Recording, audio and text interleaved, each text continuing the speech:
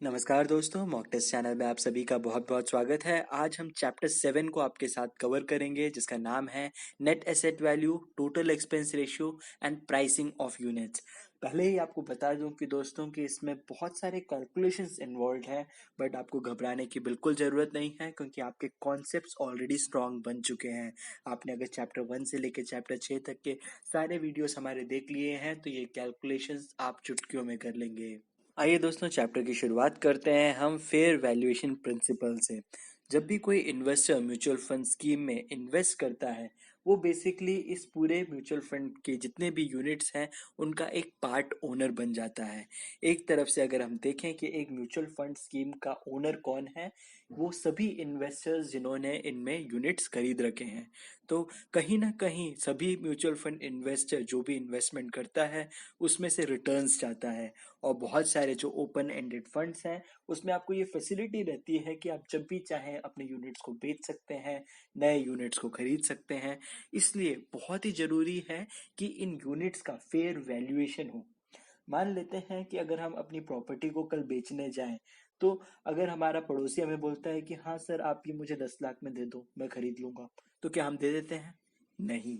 अगर हमारा कोई सगा संबंधी भी आके हमसे मांगता है जो वैल्यू से थोड़ा कम रेट में है, हम 10 बार सोचते हैं।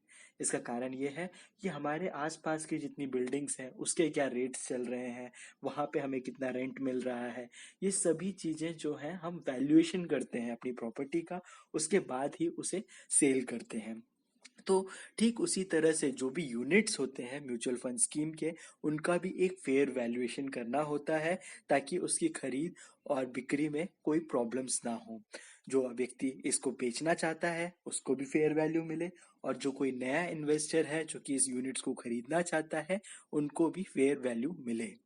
ठीक इसीलिए सेबी ने म्यूचुअल फंड्स के लिए रेगुलेशंस दिए हैं, जो कि 8th शेड्यूल में मौजूद है, जहां पे उन्होंने 10 ऐसे प्रिंसिपल्स दिए हैं जिसके बेसिस में सभी म्यूचुअल फंड स्कीम्स अपने यूनिट्स की नैव वैल्यू का वैल्यूएशन करेंगे। अब ये जो प्रिंसिपल्स जो हैं ये आपको पढ़ने की ज़रूरत नहीं है, क्योंकि ये आपकी एएमसी का काम है कि किस तरह से ये यूनिट्स की वैल्यूएशन को कैलकुलेट करें। आपके लिए बस ये समझना ज़रूरी है कि कोई भी जो म्यूचुअल फंड स्कीम है वो बेसिकली क्या है, एक पोर्टफोलियो है। और ये पोर्टफोलियो किस चीज़ का है? अलग अलग टाइप की सिक्योरिटीज़ का है। जब मैं आपसे सिक्योरिटीज़ कहता हूँ, तो इसमें बहुत सारी चीज़ें हो सकती है। इसमें हो सकती हैं कि कोई स्टॉक्स हो, कोई मनी मार्केट इंस्ट्रूमेंट हो, डेब्ट के इंस्ट्रूमेंट्स हो, गोल्ड हो, ईटीएफ हो। तो ये अलग अलग टाइप की जो सिक्योरिटीज हैं ये सब मिलके एक पोर्टफोलियो बनाती है एक म्यूचुअल फंड स्कीम का। अब जो नैव वैल्यू जो रहेगा, वो इन सभी यूनिट्स की जो भी वैल्यू है, जो भी इसके पार्टिसिपेटिंग सिक्योरिटीज हैं, उनका जो वैल्यू है उस पर डिपेंड करेगा कि नैव का क्या वैल्यू है। तो ये जो पार्टिसिपेटिंग सिक्योरिटीज है, मान लेते हैं कोई हमारा इक्विटी फंड है जो कि 50 स्टॉक्स में इन्वेस्ट करता है। अब ये जो स्टॉक्स हैं उनके वैल्यूज तो दिन भर चेंज होते रहते हैं, हर दूसरे दिन इसके जो वैल्यूज हैं आपको अलग अलग नजर आएंगे। तो एक नैव की वैल्यू किस तरह से डिसाइड की जाएगी, ये हर एक एक जो स्टॉक्स है उसकी वैल्यू पर डिपेंड करेगा। तो जो सिक्योरिटीज, जो ट्रेडेड सिक्योरिटीज में इन्वेस्ट करते हैं, उसके लिए हम लोग जो है जब भी स्टॉक क्लोज होता है उस समय जो क्लोजिंग प्राइस निकलता है हर बिजनेस डे में, उस वैल्यू को यूज करके हम नैव वैल्यू कैलकुलेट करते हैं। अब एक बार जब हमने वैल्यूएशन कर दिया, उसके बाद ऐसे भी बहुत सारे फंड्स होंगे, जो सिक्योरिटीज होंगी जो कि हर दिन ट्रेड नहीं होती हैं। अब जानते हैं कि रिलायंस की जो कंपनी है, टाटा की जो कंपनी के शेयर्स है, ये तो हर रोज ट्रेड होते हैं। इस वजह से हमें उनका वैल्यू पता चल जाता है। बट वहीं पे ऐसी भी बहुत सारी कंपनीज होंगी जो कि उतनी बड़ी कंपनीज नहीं है, जिनके बारे में ज़्यादा लोगों ने सुना नहीं है, तो इनका हर रोज ट्रेड हो ये जरूरी नहीं है। तो लास्ट जब ट्रेड हुआ था उस समय के वैल्यू को यूज करके ये लोग उस पूरे यूनिट या फिर सिक्योरिटी का वैल्यूएशन करेंगे, और इस तरह से जितनी भी सिक्योरिटीज है इन सब का वैल्यूएशन करने के बाद हम एक स्कीम या फिर म्यूचुअल फंड स्कीम जो कि इन सभी सिक्योरिटीज का जो पोर्टफोलियो है उसका वैल्यूएशन निकालेंगे। अब बहुत सारे नॉन ट्रेडेड सिक्योरिटीज भी होते हैं, तो वहाँ पे तो हम ये पता ही नहीं कर पाते हैं कि उसका कितना एग्जैक्ट वैल्यूएशन है। तो जो नॉन ट्रेडेड सिक्योरिटीज है उनके एएमसी को एक गुड फेथ में एक अप्रोप्रिएट वैल्यूएशन करना पड़ता है, जो कि फेयर और रीजनेबल हो। इसका रिपोर्ट उन्हें अपने एनुअल अकाउंट ऑफ फंड्स में तैयार करके देना होता है। आइए दोस्तों, अब हम समझते हैं net asset of a mutual fund scheme किस तरह से कैलकुलेट करते हैं। सबसे पहले हम समझेंगे कि नेट एसेट ऑफ स्कीम कैसे कैलकुलेट करेंगे, कि एक स्कीम के पास टोटल कितना एसेट है। दूसरा हम कैलकुलेट करेंगे नेट एसेट वैल्यू, माने कि प्रत्येक जो नैव यूनिट की वैल्यू किस तरह से कैलकुलेट की जाती है। उसके बाद हम समझेंगे कि मार्क टू मार्केट किस तरह से कैलकुलेट किया जाता है। बस यही 3 कैलकुलेशन है जो कि आपको इस पूरे चैप्टर में पढ़ने के लिए है। आइए दोस्तों, हम सबसे पहले शुरुआत करते हैं नेट एसेट ऑफ स्कीम को समझ के। ये कॉन्सेप्ट को समझना बहुत ही आसान है, आप बस ध्यान से सुनेंगे। एक इन्वेस्टर है जिसने 20 करोड़ यूनिट्स खरीदे एक म्यूचुअल फंड स्कीम के, जिसमें से प्रत्येक जो यूनिट है उसकी वैल्यू 10 रुपीज है। इस तरह से अगर आप टोटल स्कीम के पास कितना एसेट है ये कैलकुलेट करेंगे तो कितना निकल कर आएगा? राइट, 20 करोड़ यूनिट्स हैं और प्रत्येक यूनिट की वैल्यू 10 रुपए है, तो टोटल निकल कर आता है 200 करोड़ रुपए। अब इस स्कीम के पास टोटल 200 करोड़ रुपए हैं, जो कि इसका फंड मैनेजर डिसाइड कर सकता है कि क्या किया जाए। अब फंड मैनेजर ने डिसाइड किया कि 140 करोड़ या फिर 140 करोड़ रुपए जो है उसे इक्विटीज में इन्वेस्ट कर देते हैं या फिर स्टॉक्स में इन्वेस्ट कर देते हैं। और वहां पे उन्होंने इन्वेस्ट किया और उसके बाद उन्हें मिला 10% का रिटर्न। तो 10% कितना निकलता है 140 करोड़ रुपए का? 14 करोड़ रुपीस उनको प्रॉफिट हुआ इक्विटीज में इन्वेस्ट करके। अब बाकी का 140 करोड़ में से जो 60 करोड़ रुपए बचा था उसे उन्होंने बैंक डिपॉजिट में डाल दिया, जिससे उन्हें इंटरेस्ट और डिविडेंड सब मिलने लगा। तो टोटल जो इंटरेस्ट और डिविडेंड मिला उनको इस स्कीम में वो 8 करोड़ रुपए का मिला। अब कोई भी म्यूचुअल फंड स्कीम है उसमें कुछ ना कुछ तो एक्सपेंस उन्हें हुआ होगा, ये पूरे जो प्रचार करने में बाकी सब चीजों में, तो वो अमाउंट निकला 4 करोड़ का। इसके अलावा एक चीज होती है एक्सपेंस पेएबल, मतलब एक्सपेंस अभी दिया नहीं है बट देना पड़ेगा, वो निकल कर आता है 1 करोड़ रुपए का। तो ये जो टोटल, इसको हमने एक टेबल के फॉर्म में अगर हम उतारें तो इस तरह का टेबल बनकर आएगा। अगर अभी भी आपको कुछ डाउट हुआ है तो आपको बिल्कुल फिक्र करने की जरूरत नहीं है, टेबल को जब आप देखेंगे तो सब क्लियर हो जाएगा। अब इस लायबिलिटी वाले कॉलम में आप जाएंगे तो यूनिट कैपिटल जो है 20 करोड़ यूनिट्स 10 रुपए के हिसाब से कितना निकला? 200 करोड़ रुपए। आपको बता दें, राइट हैंड साइड जो कॉलम है ये सब जो चीजें लिखी हुई नंबर्स ये सब करोर्स में लिखे हैं। नेक्स्ट, प्रॉफिट कितना निकला ये बता रहे हैं कि 8 करोड़ तो मिले थे इंटरेस्ट और डिविडेंड मिला के। अब उसमें से 4 करोड़ जो है एक्सपेंसेस में निकल गए और 1 करोड़ है जो कि एक्सपेंसेस में हमें आगे देना है। तो 8 में से 4 माइनस किया फिर 1 माइनस किया तो 3 करोड़ निकला। अब capital appreciation on investment held, कि जो स्टॉक एक्सचेंज में जो पैसा डाला था, इक्विटीज में जो पैसा डाला था, तो 10% वहां से मिला था 140 का, तो वो 14 करोड़ हुआ। इस तरह से एक यूनिट होल्डर्स के फंड में स्कीम में कितना पैसा है, अगर एक यूनिट होल्डर पता करे कि एसेट अंडर मैनेजमेंट टोटल कितना है, तो उसके हिसाब से निकल कर आएगा 217, है ना। ये 200 प्लस 14 प्लस 3, तो 217। अब ये जो unit holders funds in the scheme में एक्सपेंस जो हमें आगे देना है उसको वो लोग कैलकुलेशन में नहीं लेके आते हैं, और शायद यही कारण है कि वो जो कैलकुलेशन को भी हम लेके आए 1 करोड़ का, तो टोटल स्कीम लायबिलिटी बन जाती है 218 करोड़। अब आप देखें ना कि यहाँ पे एसेट और लायबिलिटी बिल्कुल सेम टू सेम रहती है। कैसे? आप देखेंगे कि एसेट्स में मार्केट वैल्यू इन्वेस्टमेंट कितना 140 करोड़ प्लस उसका 10% कितना निकला? 154 करोड़ निकला। अब बैंक डिपॉजिट में इन्होंने जो पैसे डाले थे 60 करोड़ रुपए प्लस उसमें 8 करोड़ का उनको इंटरेस्ट और डिविडेंड मिला। अब उसमें से उनको जितना भी एक्सपेंस, टोटल एक्सपेंस पे करना पड़ा वो 4 करोड़ का पे करना पड़ा, तो निकल कर आता है 60 प्लस 8 माइनस 4, तो आया 64। तो 154 प्लस 64 218। तो स्कीम की टोटल एसेट्स जो है या टोटल लायबिलिटी जो है वो 218 की है, but unit holders funds in the scheme में हम एक्सपेंस पेएबल को नहीं लेते हैं, इस वजह से 217 निकल कर आता है। हालांकि दोस्तों आपको बता दें कि आपने net asset of a scheme निकालना तो सीख लिया, बट जो डे टू डे लाइफ में हम नेट एसेट ऑफ स्कीम कोई नहीं जानना चाहता, लोग जानना चाहते हैं नेट एसेट वैल्यू। इसका मतलब जो प्रत्येक यूनिट है उसकी कितनी वैल्यू चल रही है। बहुत ही आसान है। अब आप जान चुके हैं unit holders fund of the scheme कितना है, 217 करोड़ है, क्योंकि उसमें एक्सपेंस पेएबल को कैलकुलेशन में नहीं लिया है। Total number of outstanding units का मतलब total number of in units कितने थे, इनिशियली 20 करोड़ यूनिट्स थे। इस तरह से अगर आप 217 करोड़ को 20 करोड़ से डिवाइड करोगे तो प्रत्येक यूनिट की वैल्यू 10.85 रुपीस पर यूनिट निकल कर आती है। काफी सिंपल है। तो जो चीज पहले 10 रुपए की थी वो अब 10.85 की हो गई प्रत्येक यूनिट। अब एक अल्टरनेट फॉर्मूला भी है जिसे आप यूज कर सकते हैं कैलकुलेट करने के लिए, वो है total asset minus liabilities other than to unit holders divided by no number of outstanding units. इसका मतलब 218 करोड़ जो है टोटल एसेट्स थे, अब उसमें से लायबिलिटीज जो क्या हुई, जो पेएबल वाला अमाउंट जो मैंने आपको बताया जो कि अपन लोग कैलकुलेशन में नहीं लेते, तो 218 minus 1 crore divided by total number of units कितने थे इनिशियली 20 करोड़। तो बस वही बात को उन्होंने एक फॉर्मूला के रूप में दे दिया। तो 10.85 जो है पर यूनिट की वैल्यू निकल कर आई। अच्छा दोस्तों, अब आपने इसमें से क्या क्या सीखा। आपने ये सीखा कि जितना ज़्यादा इंटरेस्ट रहेगा, जितना ज़्यादा डिविडेंड रहेगा या कैपिटल गेन्स रहेगा एक स्कीम में, उतना ज़्यादा रहेगा एक नैव का वैल्यू। वैसे ही जितना ज़्यादा अप्रिसिएशन होता है टोटल इन्वेस्टमेंट पोर्टफोलियो में, उतना ज़्यादा आपका नैव का वैल्यू रहेगा।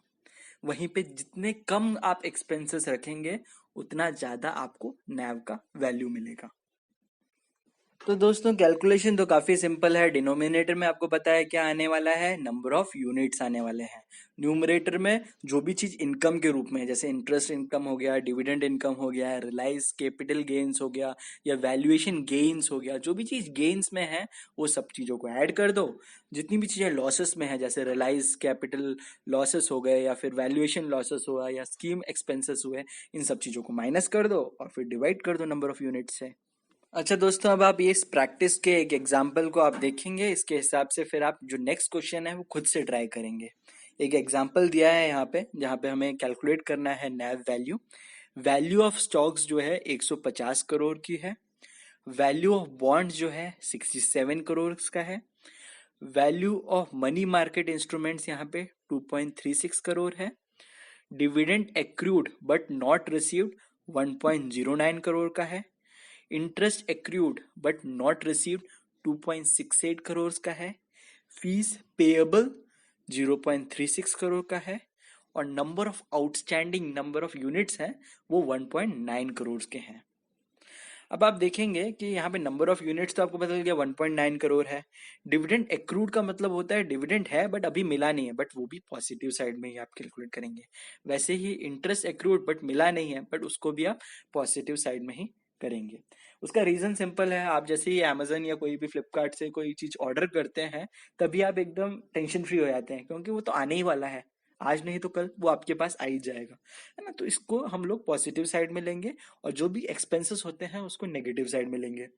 तो हम आंसर की तरफ चलते हैं। आप देखेंगे नैव की जो वैल्यू कैलकुलेट की है यहाँ पे, value of stocks plus value of bonds plus value of money market instruments plus dividend accrued but not received plus interest accrued but not received minus fees payable. तो इस तरह से अगर आप उसको डिवाइड करेंगे नंबर ऑफ आउटस्टैंडिंग यूनिट से, तो आप देखेंगे कि नैव यूनिट की वैल्यू कैलकुलेट करके निकल कर आई है 117.25 रुपीज। दोस्तों, अब ये एक क्वेश्चन है, ये आपके प्रैक्टिस के लिए है। मैं आपको क्वेश्चन रीड कर देता हूँ। वैल्यू ऑफ स्टॉक्स यहाँ पे 230 करोड़ का है।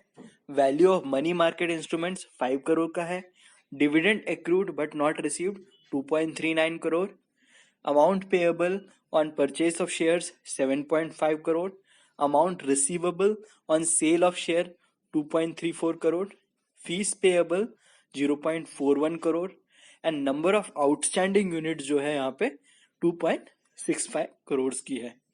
अब आप चाहें तो स्क्रीन को पॉज करके कैलकुलेट कर सकते हैं, बट ध्यान रहे कि क्या चीज प्लस में आएगी और क्या चीज माइनस में आएगी। आइए दोस्तों, अब हम आंसर की तरफ बढ़ते हैं। जो भी चीज पेएबल है, इसका मतलब हमारे हाथ से जाने वाली है। जो भी चीज रिसीवेबल है या जो एक्रूड है, वो सब हमारे पास आने वाली है ना। तो जो रिसीवेबल है, एक्रूड है, उसको हम पॉजिटिव लेंगे। जो भी चीज पेएबल है, उसको हम नेगेटिव लेंगे। तो इस तरह से अगर आप कैलकुलेट करेंगे, तो आपने देखा होगा कि जितनी भी current value of investment held है, इनकम एक्रूड है, करंट एसेट्स है, उन सबको आपने पॉजिटिव में लिया होगा। और जितनी भी करंट लायबिलिटीज हैं या जो एक्रूड एक्सपेंसेस हैं, उनको नेगेटिव में लिया होगा। और जो न्यूमरेटर है, उसको आपने डिवाइड किया होगा नंबर ऑफ आउटस्टैंडिंग यूनिट से। इस तरह से अगर आप कैलकुलेट करेंगे, तो आपकी वैल्यू निकल कर आती है प्रत्येक नैव की 87.48 रुपीज। आइए दोस्तों, अब हम समझेंगे कि मार्क टू मार्केट क्या होता है। आप भी जानते हैं, कोई भी इन्वेस्टर जब कोई भी परचेज करता है, मान लेते हैं कि उसने 10 रुपए में कोई यूनिट्स खरीदे और कई सालों बाद उन यूनिट्स की वैल्यू जो है 50 रुपए की हो गई।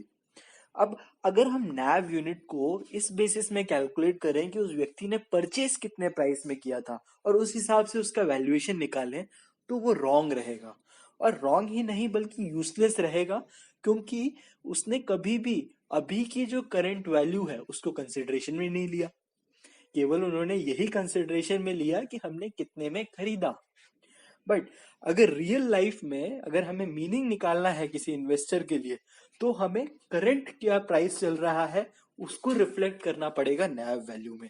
तो अगर कोई ऐसे नैव वैल्यू कैलकुलेट करता है जिसमें उसका जो करंट प्राइस है वो रिफ्लेक्ट हो, तो वो मीनिंगफुल रहेगा, जिससे कि इन्वेस्टर को पता चलेगा कि उसको फायदा हुआ है या नुकसान।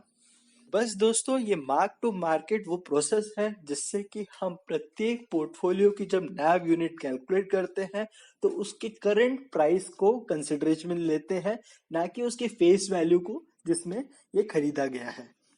आइए दोस्तों, एक एग्जाम्पल की मदद से ये कॉन्सेप्ट्स आपके स्ट्रांग हो जाएंगे। यूनिट कैपिटल मतलब 1 लाख रुपए तक का अमाउंट जो है एक व्यक्ति के पास था। अब जो फेस वैल्यू पर यूनिट उनकी थी उस समय, वो 10 रुपीज थी। अब अगर 1 लाख रुपए है और 10 रुपीज एक यूनिट का फेस वैल्यू है, तो इस व्यक्ति को कितने यूनिट्स अलॉट किए जाएंगे? 1 lakh rupees divided by 10 rupees. तो इस तरह से 10,000 टोटल यूनिट्स इनको अलॉट कर दिए गए। अब कुछ टाइम बाद क्या हुआ कि जो नेट एसेट था उस स्कीम का, वो 1,15,000 हो गया। तो 1,50,000 रुपए हो गया 1 लाख रुपए की जगह।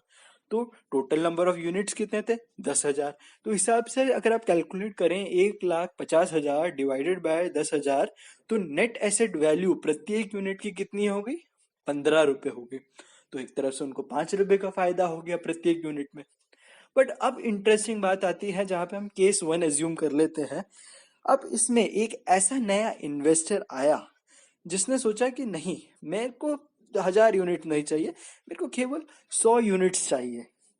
अब ये जो व्यक्ति है, इसने डिसाइड किया कि 100 यूनिट्स मैं खरीदूंगा तब जब नैव की वैल्यू 15 रुपए है। बट क्योंकि इनिशियली जब नैव की यूनिट्स बेचे जा रहे थे, तो वो 10 रुपए में बेचे जा रहे थे। और ये जो नया इन्वेस्टर है, उसको भी हम 10 रुपए में अगर मान लेते हैं कि प्रत्येक यूनिट को बेचें, तो क्या कैलकुलेशन होगा, ये यहाँ रिफ्लेक्ट किया है।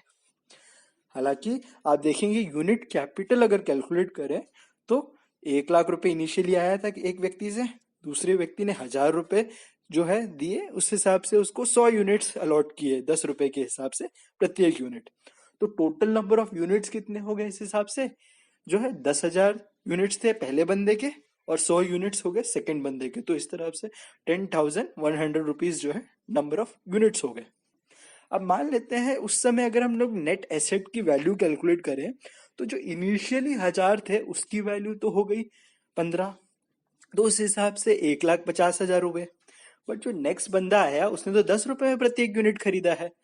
तो 10 रुपए मल्टीप्लाइड बाय 100 करोगे तो 1,000 रुपीज निकल कर आता है। तो टोटल जो अमाउंट इनके पास इकट्ठा हुआ, वो हुआ 1,51,000 रुपीज। और टोटल नंबर ऑफ यूनिट्स कितने हैं इनके पास?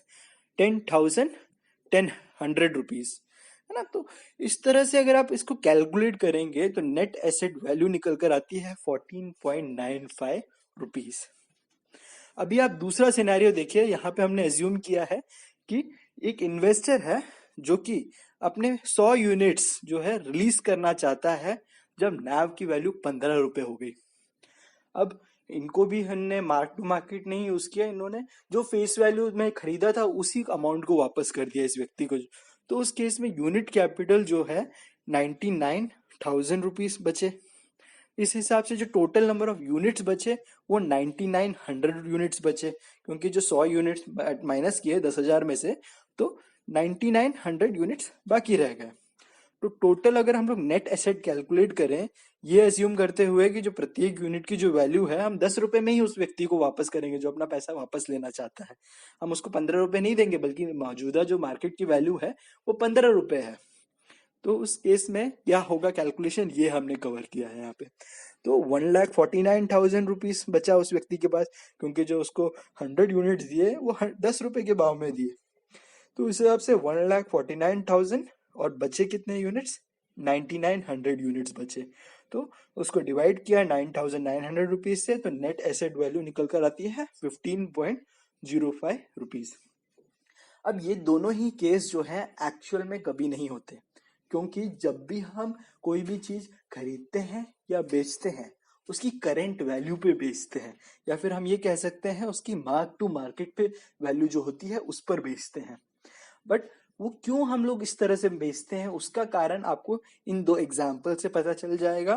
क्योंकि अगर हम फ्रेश यूनिट्स को उस इश्यू में प्राइस में करें जो कि इनिशियली फेस वैल्यू थी, तो उसमें क्या हुआ, जो नेट एसेट वैल्यू है वो कम हो गई।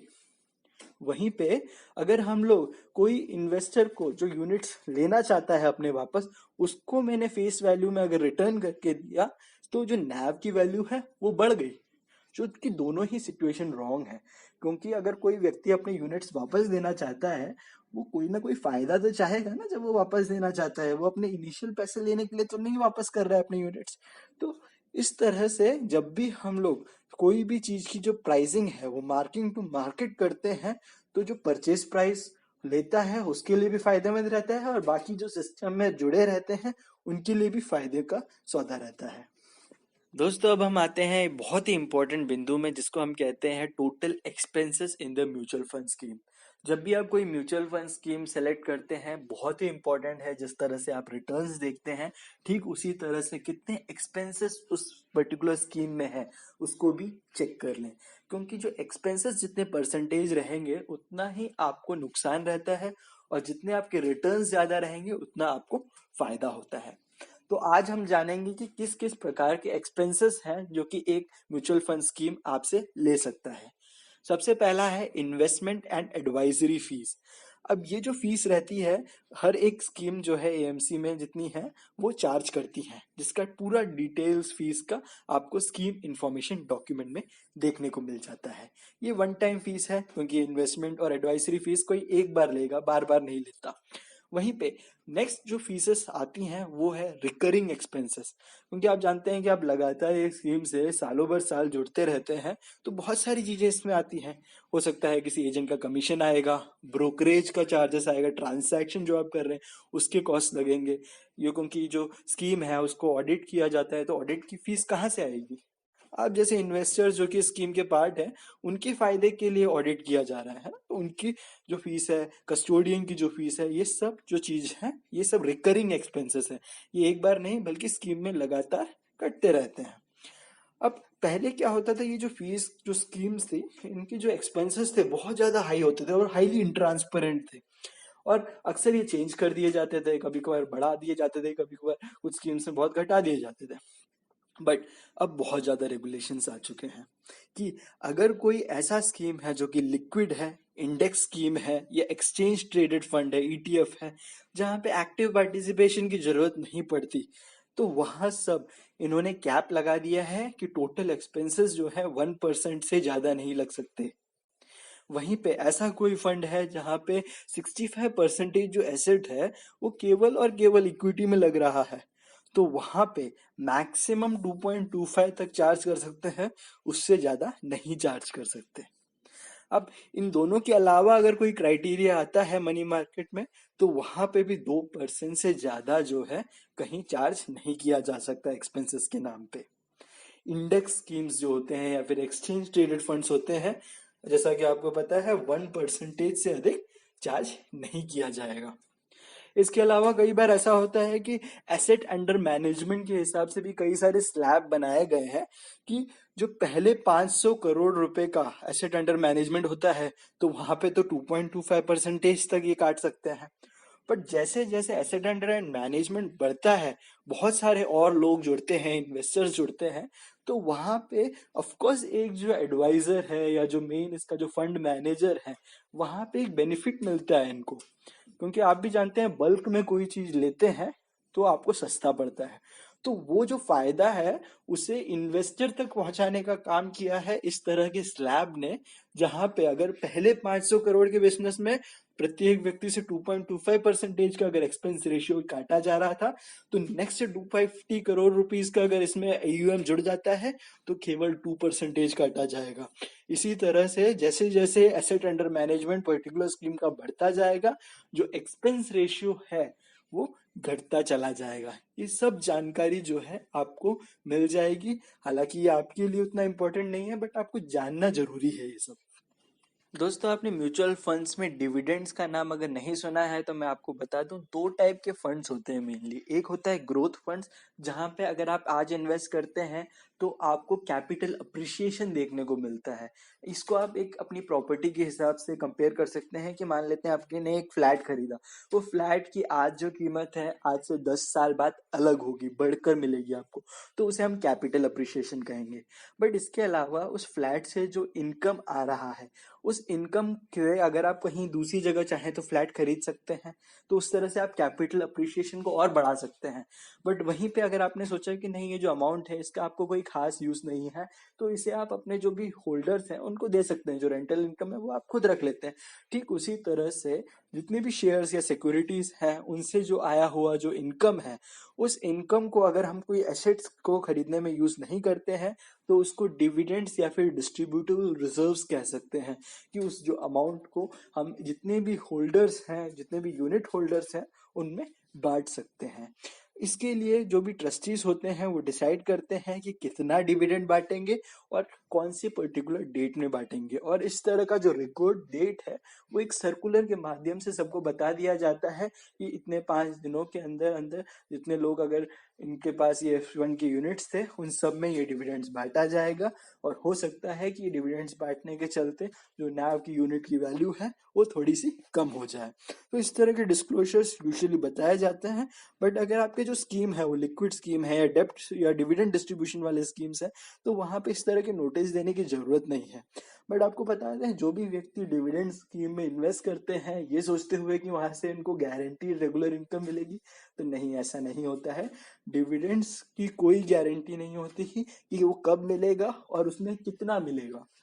दोस्तों, आज आप एक इतना इम्पोर्टेंट कॉन्सेप्ट समझने वाले हैं जिसको आपने अगर एक बार समझ लिया तो आपकी जो म्यूचुअल फंड के आगे की जो लाइफ है बहुत क्लियर हो जाएगी। आज आप समझने जा रहे हैं एंट्री लोड और एक्सिट लोड क्या होता है। पहले एक टाइम था जब कोई भी म्यूचुअल फंड स्कीम कोई भी सेल करती थी कि नए यूनिट्स नए डिस्ट्रीब्यूटर्स को या नए इन्वेस्टर्स को जब बांटती थी, तब वो जो मौजूदा नैव वैल्यू है उससे अधिक वैल्यू पे वो बेच सकती थी। मान लेते हैं अगर कोई यूनिट का मौजूदा वैल्यू जो है वो 11 रुपए है, तो अगर वो सेल प्राइस को 1% से बढ़ाती है तो 11.11 रुपीस में एक प्रत्येक यूनिट की वैल्यू को बेच सकती थी। बट आज के डेट में अब एंट्री लोड को परमिट नहीं किया गया है। इस वजह से अब कोई भी म्यूचुअल फंड कंपनी या डिस्ट्रीब्यूटर कोई यूनिट्स को बेचना चाहे किसी नए इन्वेस्टर को, तो उसको उस समय की जो नया वैल्यू है उसी पे बेचना पड़ेगा।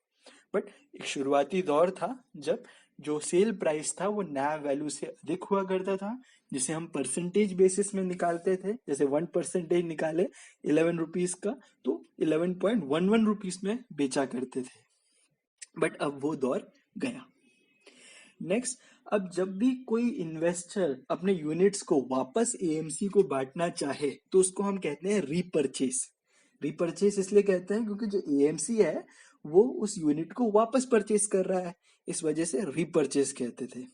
बट अभी भी जो भी कंपनी अपने यूनिट्स को वापस लेती है उसको एक्सिट लोड लेने का हक है।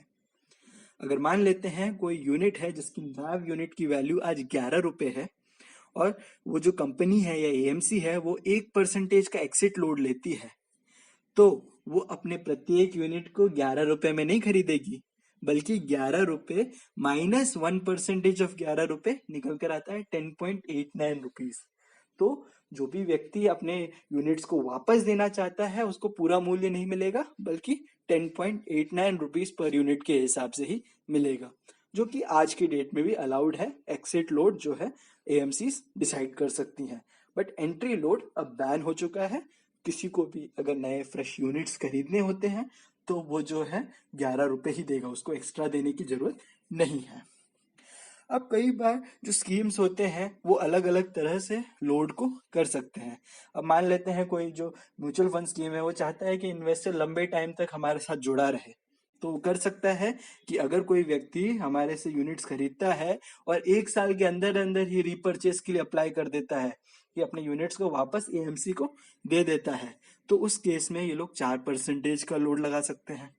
वहीं पे अगर 2 साल के अंदर अंदर वो अपने यूनिट्स को वापस देके अपना पैसा लेना चाहता है तो 3% का, और आगे चल के 2%, 1% करके वो एक्सिट लोड को कम कर सकते हैं, ताकि जो भी इन्वेस्टर म्यूचुअल फंड्स में इन्वेस्ट करे वो लंबे टाइम तक जुड़ा रहे।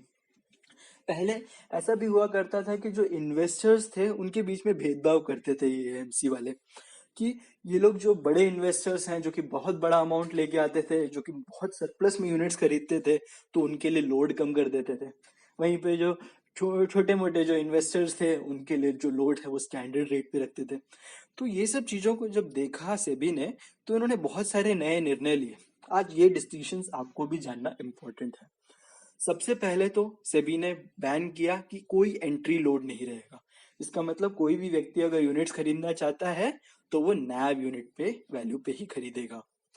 दूसरा, उन्होंने ये कहा कि अगर कोई भी व्यक्ति को एएमसी एक्सिट लोड्स करती है तो एक्सिट लोड्स पे कोई डिस्ट्रिक्शन नहीं रखा जाएगा कि बड़ा इन्वेस्टर है, कितना खरीद रहा है, कितना बेच रहा है, ये सब चीजें नहीं देखी जाएगी। सबको सामान्य रूप से जो है एक्सिट लोड लगेगा। अब नेक्स्ट जो बात कही कि जो एक्सिट लोड लगेगा वो केवल उन्हीं यूनिट्स पे लगेगा जो कि इनिशियली अलॉट की गई थी, कि इनिशियली जिसने जो है यूनिट्स खरीदे थे। अब कई बार क्या होता है कि बहुत सारे म्यूचुअल फंड स्कीम्स वाले बोनस यूनिट्स निकालते हैं, या फिर बहुत सारे ऐसे म्यूचुअल फंड्स हैं जहां पे जो डिविडेंड्स आते हैं हमें, उस डिविडेंड से हम री इन्वेस्ट कर सकते हैं और एडिशनल यूनिट्स खरीद सकते हैं। तो जो बोनस में मिले हुए यूनिट्स हैं या जो री इन्वेस्टमेंट में मिले हुए यूनिट्स हैं उन पर एक्सिट लोड नहीं लगाया जाएगा। साथ ही साथ जितना भी ये एक्सिट लोड से जो अमाउंट मिल रहा है ना, वो एएमसी खुद अपने काम के लिए नहीं यूज कर सकती, अपने एक्सपेंसेस को खत्म करने के लिए नहीं यूज कर सकती। ये जो अमाउंट है ये पूरा का पूरा स्कीम में वापस कर दिया जाना चाहिए। नेक्स्ट, ये जो अपफ्रंट कमीशन वाला जो फंडा है वो उन्होंने पूरी तरह से बैन नहीं किया। अगर कोई भी इन्वेस्टर किसी म्यूचुअल फंड डिस्ट्रीब्यूटर से कोई स्कीम खरीदता है तो वो अपनी सर्विस कोई क्वालिटी के हिसाब से उन्हें कोई भी अमाउंट कमीशन के रूप में अपफ्रंट में दे सकता है। वहीं पे आपको ये बात समझनी पड़ेगी कि अभी कोई एंट्री लोड नहीं है, सेल प्राइस जो है वो नैव यूनिट की वैल्यू पर ही है। तो मान लेते हैं अगर कोई व्यक्ति 25,000 रुपए लेकर आता है, जब उसकी नैव की वैल्यू 43.21 रुपीज है, तो उसको कितने यूनिट्स अलॉट किए जाएंगे? उसको उतने ही यूनिट्स अलॉट किए जाएंगे जितने की 25,000 रुपीज को 43.21 से डिवाइड करके निकल कर आता है, यानी कि 578.570 यूनिट्स। तो कोई इम्पैक्ट नहीं पड़ता लोड का जब हम कोई भी चीज परचेज करते हैं। तो डेफिनेटली जब वो सेल करने जाएगा अपने यूनिट्स को वापस म्यूचुअल फंड स्कीम को देगा, तो उसमें से हो सकता है कि जो एक्सिट लोड का जो परसेंटेज के हिसाब से उसको प्रत्येक नैव की जो वैल्यू है वो 43.21 ना मिले, हो सकता है 43 मिले। दोस्तों, अब हम समझते हैं कि अकाउंटिंग एंड रिपोर्टिंग की कुछ रिक्वायरमेंट्स हैं कि जो म्यूचुअल फंड स्कीम का अगर कोई ऑडिटर है वो एएमसी के ऑडिटर से अलग होना चाहिए। इसके अलावा जितनी भी नैव की वैल्यू अगर हम इंडेक्स फंड, लिक्विड फंड या डेब्ट फंड के लिए कैलकुलेट कर रहे हैं तो 4 डेसिमल प्लेसेस तक कैलकुलेट की जा सकती है। वहीं पे इक्विटी और बैलेंस्ड फंड्स में एटलीस्ट 2 डेसिमल तक इन्हें कैलकुलेट करना पड़ेगा। नेक्स्ट, अगर कोई इन्वेस्टर यूनिट्स खरीदना चाहता है म्यूचुअल फंड स्कीम्स के, तो वो 1 डेसिमल यूनिट तक खरीद सकता है। इसका मतलब है, आप जानते होंगे कि बहुत सारे जो शेयर्स है, एमआरएफ का अगर कोई शेयर खरीदना चाहता है तो वो क्या आधा शेयर खरीद सकता है? 0.2 शेयर खरीद सकता है? नहीं खरीद सकता। जब भी शेयर मार्केट में आप शेयर्स खरीदने जाते हैं तो आपको पूरा 1 यूनिट तो मिनिमम खरीदना पड़ेगा। वहीं पे यहाँ आपको ये फायदा मिल गया कि आप डेसिमल 1 के पूरा का पूरा 1 यूनिट ना खरीद के उसका एक फ्रैक्शन भी चाहे तो खरीद सकते हैं। आइए दोस्तों, अब आते हैं आपकी फेवरेट पार्ट पे, जहाँ पे हम क्वेश्चंस आपके साथ डिस्कस करेंगे जो कि बहुत फ्रीक्वेंटली एग्जाम्स में पूछे गए हैं। ये क्वेश्चंस आपके कॉन्सेप्ट्स को बहुत अच्छे से क्लियर कर देंगे। Question 1, as per the fair valuation principles laid out by SEBI it is mandatory to disclose the valuation policy in. जो वैल्यूएशन पॉलिसी है वो कौन से डॉक्यूमेंट में डिस्क्लोज की जानी चाहिए? ऑप्शंस दिए हैं, ए statement of additional information, B. Statement of accounts sent to investors periodically. C. Fund fact sheet. D. Fair valuation principles are not to be put in public. इसका करेक्ट आंसर है ए, statement of additional information में ये fair valuation principles जो हैं पूरी की पूरी तरह से दी जाती है। Next, investor have bought 20 crore units of a mutual fund scheme ₹10 each. The scheme has thus mobilized 20 crore units at ₹10 per unit, that is 200 crore. An amount of 140 crore is invested in equities. The balance amount 60 crore mobilized from investor was placed in bank deposits. Interest and dividend receivable accrued but not yet received by the scheme is 8 crore. Scheme expenses payable accrued but not yet paid is 4 crore. Calculate the schemes NAV per unit. मुझे उम्मीद है दोस्तों कि ये बहुत simple है। आपने इस तरह के कैलकुलेशन को 2 एग्जाम्पल्स की मदद से सीखा है। इस तरह से अगर आप कैलकुलेट करते हैं इसका करेक्ट आंसर आएगा B, 10.20। Next, what is the maximum total expense ratio chargeable in case of index fund? ये मैंने आपसे डिस्कस किया था कि टोटल एक्सपेंस रेशियो जो है एक इंडेक्स फंड कितना चार्ज कर सकता है, क्योंकि एक पैसिव फंड है, ज़्यादा मेहनत नहीं लग रही है तो उतना ज़्यादा नहीं चार्ज कर सकता। ऑप्शंस दिए हैं, A 1% of daily net assets, B 1.5% of daily net assets, C it depends as the TER changes in line with the size of the scheme, D any amount that AMC may deem appropriate. Correct answer है A, 1% of daily net assets. In case of mutual fund schemes, dividends can be paid out only out of A.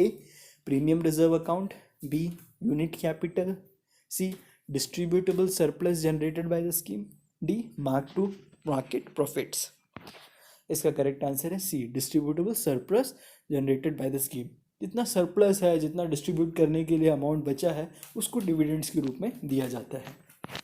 Next, mutual funds are allowed to charge differential exit loads based on the amount of investment.